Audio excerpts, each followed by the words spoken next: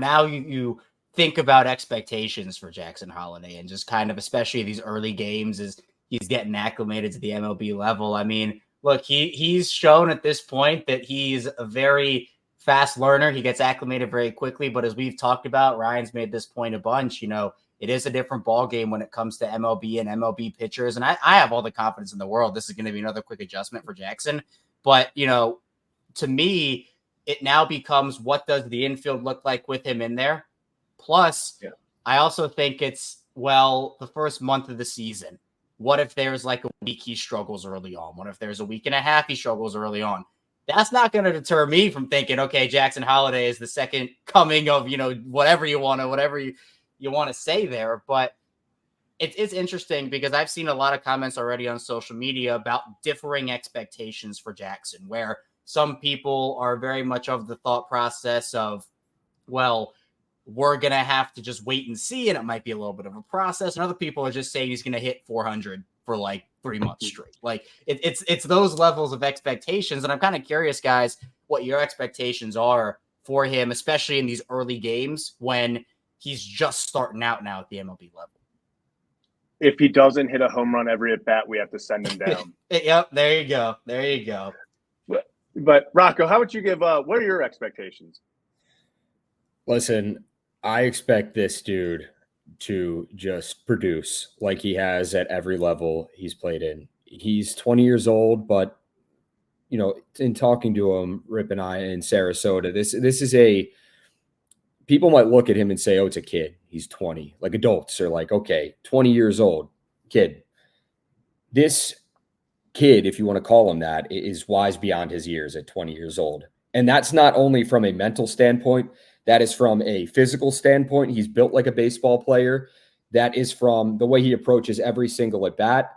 Rip, what did we talk about with Jackson down there? I know you're muted right now, buddy, but it was the way he approaches every at bat is incredible, because it was like Jackson can go 0 for 2 and it doesn't matter. He's not going to get in his own head. He's just not, he's wired differently than most baseball players. And basically he's like, I might go 0 for 2, but that next at bat, I'm looking at it like it's a brand new at bat. So when he went, I think he started off 0 for 2. It was the game they played the Pirates and Skeens, 0 for 2. Mm-hmm. And then he went triple, single, and finished the game 2 for 4. And he's like, I look at those last 2 at bats. I don't even pay attention to the first 2 at bats. So basically he's like, for me, I finished that game 2 for 2. That's a guy you want in your system. That's a guy you want on your team. And now with that, you guys talk about the Infinity Stones, Thanos. The Orioles now have the number 1 prospect from one year, the number 1 prospect from another year, the number 1 prospect from this year in Gunnar, in Adley, and in Jackson Holliday. Yeah, exactly. Count them right here on the knuckles like Thanos, because this is a great time for Birdland. The excitement level is at an all-time high, and I saw somebody say his first home run at home is going to be again. I don't know if they meant at home or just in general.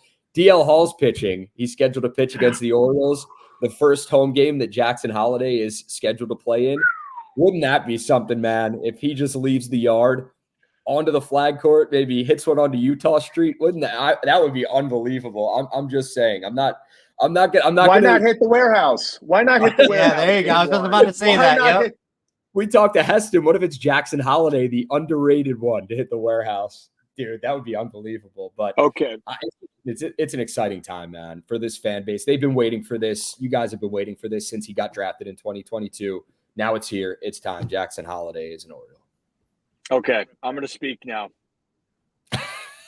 Welcome to the show. Okay. Had to hear all of that. Guys, I was finishing up a lesson, trying to just, do my job, help the youth. And then Jeff has the audacity to break this news night after our show. We'll have to have him come back on then to just resolve this issue, because it was kind of selfish of him. But nonetheless, getting called up, haven't opened Brenda's nudes yet. There's bigger and more important things, fellas. Finally coming to the Orioles, and if you guys have seen my tweet, then you'll have an understanding. But in all seriousness, I've said this from the beginning, and I meant it. And where's my damn glasses? I know it's like 10 o'clock at night. People are asking if you're in the eclipse, Rip. Well, you know what? I might as well be. But here, listen to this. This is a moment that Birdland's been waiting for a very long time. But at the same time, it came at the right time. The Orioles have earned the right and the trust of what they've done and what they've built to make this decision for Jackson to come up to Baltimore now, or I guess to Fenway Park. If you could say, you're an Orioles fan, I think this is what excites me. And I'm not, and you guys know, I'll talk more of the baseball stuff when I actually get inside of my house. But the exciting part here that is really bringing fans together is if you have been a Baltimore Orioles fan your entire life, you have been waiting for this moment of golden age baseball in Baltimore, and you finally got the first taste of it in 2023. Now you feel like you have franchise, plural, players for your team. One of those pieces now is finally in Baltimore. It's almost like the prophecy. That's what this feels like with Jackson now, is that finally the prophecy is going to be fulfilled and the Orioles are going to go on to win the 2024 World Series. That's being extreme. But what's exciting is that the Baltimore Orioles are about to head into an age of baseball that we have not witnessed probably in our lifetimes. And even though, Zach, I know you're young, but even me being 30, the Orioles haven't been in a position that they are in right now. And you know what? The kid freaking deserves it. It might change our guest plans for Thursday, guys. We'll talk about that later. But I'm so happy for him because, above all, he's earned the right to be an everyday player for the Baltimore Orioles.